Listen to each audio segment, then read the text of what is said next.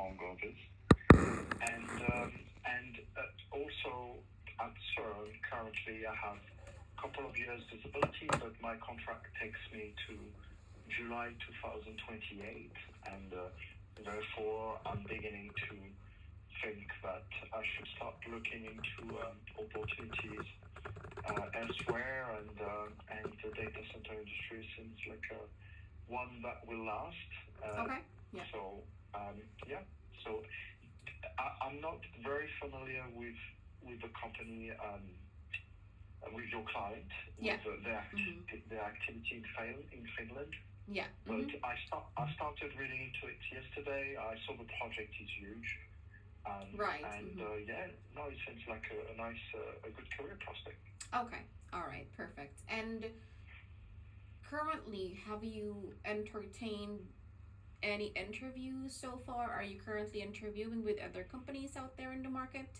How is it looking like for you since you have opened up um, your doors with opportunities right now, since your contract is going to be ending in 2028, right? So, how does it look like for you now, market wise?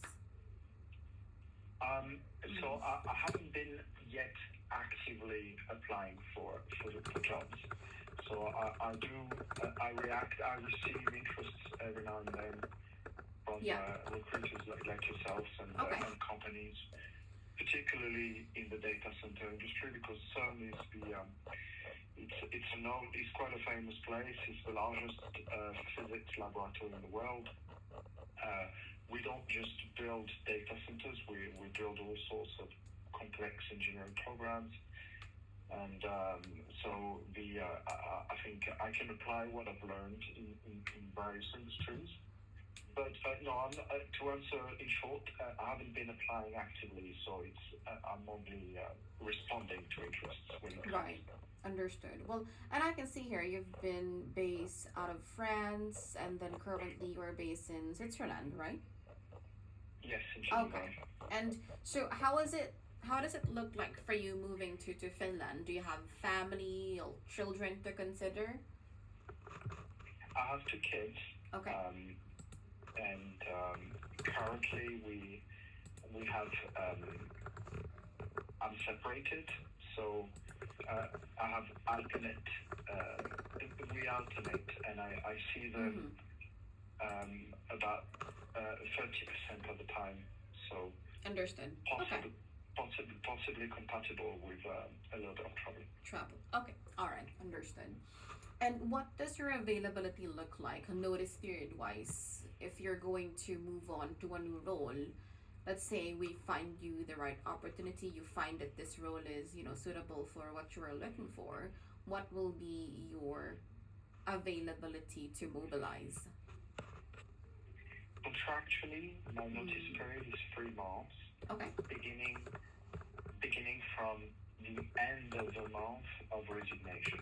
Right. So, to be precise, and obviously it's flexible because I could use the vacation days to shrink the notice period if needed, but once I would receive a potential offer and accept it, I would probably resign at the same time, Right. and Okay. and at the end of this same month would begin the 3 months notice period. Okay. And Philip, can I ask, what's your current package at CERN before taxes? Sorry, Yeah. I didn't catch the end. It kind of cut. Yeah. Do you remember? Yeah. Repeat the Can I question. can I ask for what is your current package at CERN before taxes? So it's a bit different to the private sector. We Yeah. working for international organizations. We don't pay taxes. Okay. Yeah. Um, and I would not want to provide figures that would not be comparable to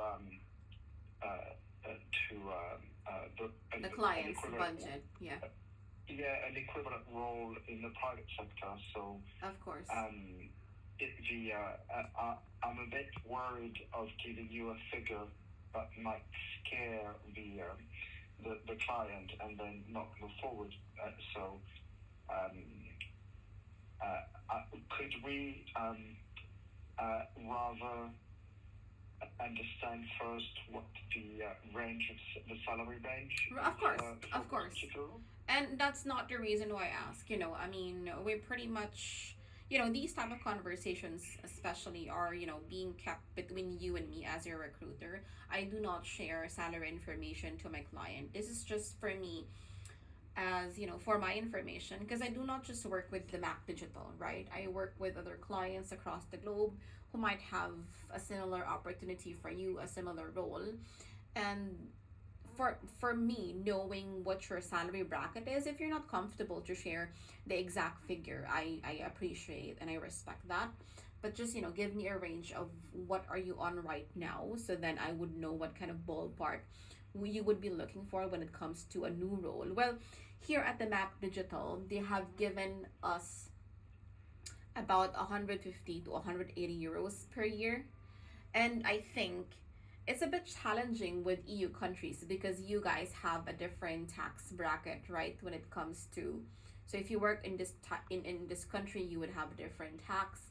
I'm not really quite well versed in that, so I need you to help me on that. But yeah, it's going to be 150 to 180K per year. And I Okay. think in Finland, I have here the taxes. Let me just see. I can share that to you after our phone call. But yeah, initially, Okay. with that, is that something that will be within the Yeah, range? Yeah. it seems to be about what I earn currently. So as I said, working for international organizations, we don't pay taxes on income. Okay. We're not dependent on the state. It's funded from member state contributing with public money. So we only have internal taxes. Right. So Okay. my net salary is approximately 130K a year without bonuses. So it's about um, 10.5 a month net. We don't have a gross salary. So if you apply, say, 30% of taxes, 35% of taxes on a 180,000 salary, it comes down to about that, to about 130. But I don't know what the taxes are in Finland. Right. Okay. I'll share that to you after our phone call, just so you can do the math for you. Yeah. But yeah. All right. So just to clarify, Philip, so the 130K per year, you are within currently in that range without the bonuses, and that's without the taxes because you do not pay taxes, as you mentioned, correct? Is that Yeah. is my Yeah. understanding correct? Yeah. Yes, if we were paying taxes and if I were working in the private sector, Yeah. it would be approximately 180, 190. 180 to Approximately. 190. Okay, and Yeah. the taxes is going to be between 30 to 35 within that range. Yeah. Yeah, assuming that I work in a country where the tax bracket would be 35%. 35. Okay. Yeah. In France, it would be higher. It would be 45. I don't know what it's like in Finland. Probably high.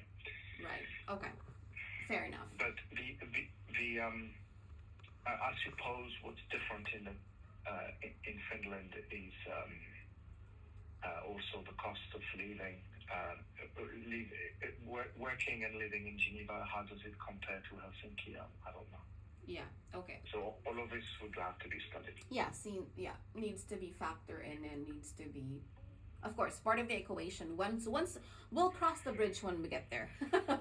I think that let's just say that for now. All right. I think we have pretty much covered everything. So what I'll do, Philip, is I'll send you more details about taxes in Finland. I think I've got more information that I could share, so you could you could do your own research and case study. Um, if you would like to proceed to the next step, I'd be keen to present your profile to the client for shortlisting. What I need from your end is an updated copy of your CV and also an updated list of projects relevant to data centers that you have done or you are doing currently. That would be really helpful when it comes to highlighting your data center experiences to the client. Um, what else? I think that's it for me today. Really. Okay. Has the client Mm. already had a look at my profile, or No, not yet? I am going to present your profile as soon as you send me your CV today. I'll present your profile to the Mac Digital for shortlisting, and the process will take from there. Can I have your email address, please, Philip? Yeah. Yes, it's Philip, Phillippe, Yeah. dot Magnano, Magnano, Yeah. at gmail.com. Got it. Okay, I'm sending you an email now with more information about taxes in Finland. I'll write up an email for you, and if you could please just reply back to me with a CV and data center projects list, and yeah, we'll take it from there. All right. Okay, great. Sounds good. Thank you so much for your time today. You take care. Thank you. Bye bye. Bye.